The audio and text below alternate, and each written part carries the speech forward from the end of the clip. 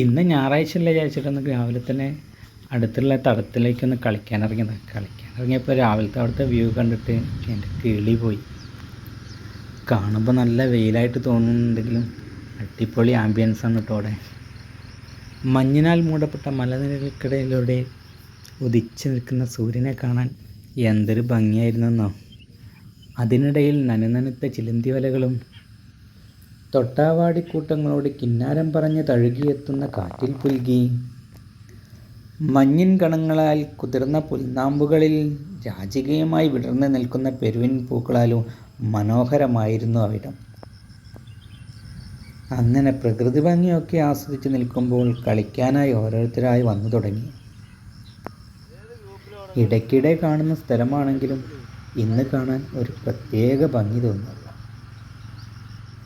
അങ്ങനെ ഇരിക്കുമ്പോഴാണ് അടുത്ത ചോദ്യം വന്നത്, അല്ല കളിക്കണ്ടേ എന്ന്. പിന്നെ എല്ലാവരും കളി തുടങ്ങാനുള്ള തത്രപ്പാട്ടിലേക്ക് മാറി.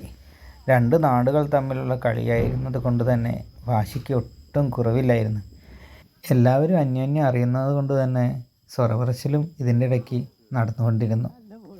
പോകെ ഒരു കാര്യം മനസ്സിലായി, ഇന്ന് ഞങ്ങളുടെ ദിവസമല്ല.